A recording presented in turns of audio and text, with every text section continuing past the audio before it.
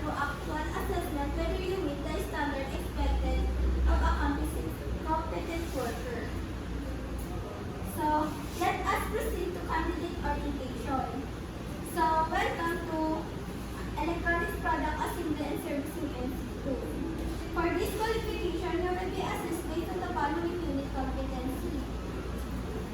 Overview the qualification in Electronics Product Assembly and Servicing NC2. Emphasis attach the qualification that equip learners with the knowledge and skill needed to assemble, test, maintain, and repair consumer electronics product and system. This qualification prepares individual to handle common electronics work such as assembly, circuit board, troubleshooting, components, performing soldering, and ensuring proper operation of electronics gadgets and devices. So, qualification description, electronics product assembly and servicing NC2 is a test lab qualification that focus on skill and knowledge needed to assemble, test, maintain, and repair consumer electronics product and system. The qualification teach training to assemble electronics, circuit and products, test electronics components and system, troubleshoot the repair defects, perform soldering and desoldering, use tool instruments, and test equipment properly, follow the safety quality and workplace procedures.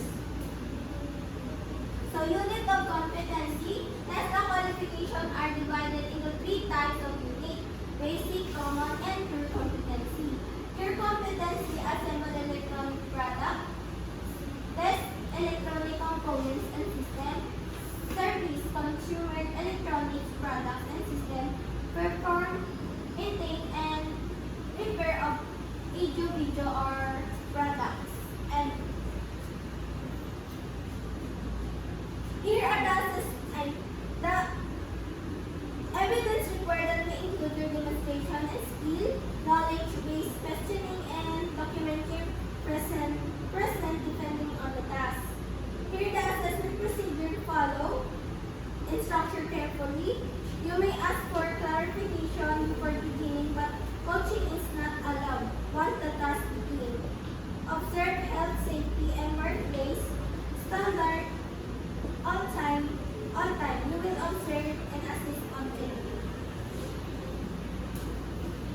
Some briefing instruction, show the tools, equipment, and materials to the use, clarify the time allotment for each activities, competency demonstration, practical assessment, candidates perform tasks based on the test package observed silently using the observation checklist and reading sheet.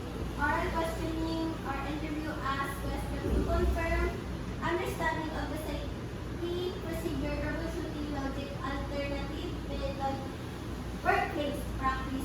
Written examination, assist finalize determine if the candidate is competent, C, or not yet competent, Y, and YC. Feedbacking, documentation, and issues hands-on. Result in the cars. Agreed candidates sign the result, attendance sheet, submit all documents to the assessment center, handle documents completely and securely. Here the assessment agreement sheet. Please read and indicate that you have understood the orientation rules and your right to candidate. You may ask questions before signing.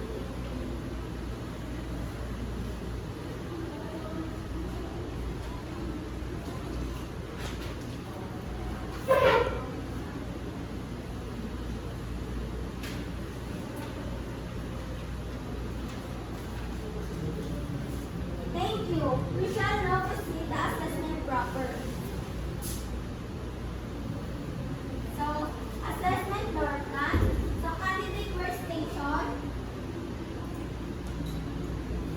Here the workstation, assessment area, tools area, safety and waste area, tapos materials area. So these are work area and these are materials prepared for tasks.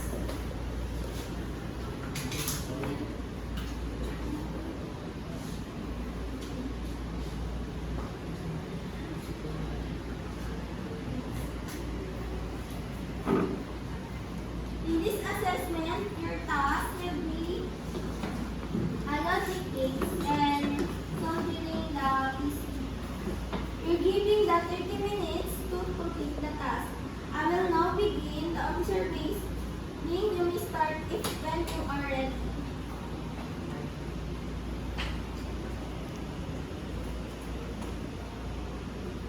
Time is up. Kindly stop working. I will now record your rating based on your performance.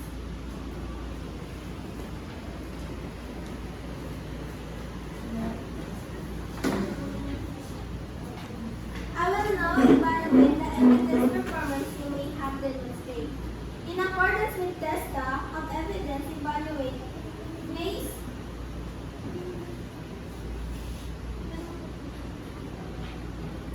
based on validity, evidence matched the competency, sufficiency, enough evidence was presented, authenticity, output appears to be your own work, currency, evidence reflect current skill level.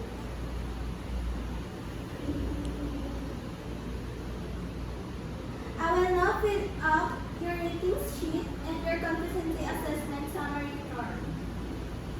Thank you for your performance and I will now discuss the result of your assessment. First, stating I observed that you positive.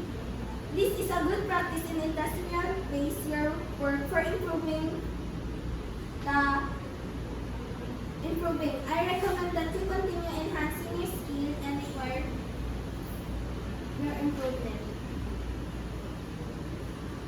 After reviewing your performance and evidence, I am pleased that inform you that your declared competency you may now proceed with certificate process following DESTA, Mr. Ernest Pineda.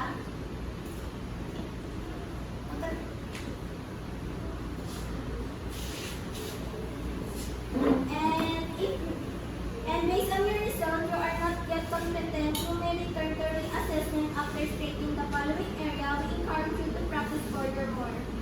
Mr. Ryan Philip Akinde.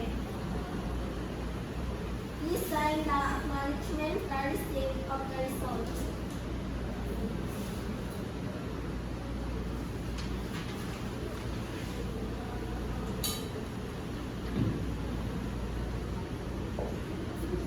Mr. Ryan, I will now finalize the compile all your documents, attendance sheet, self-assessment guide, and business assessment affidavit, rating sheet, and CARS, RWACS.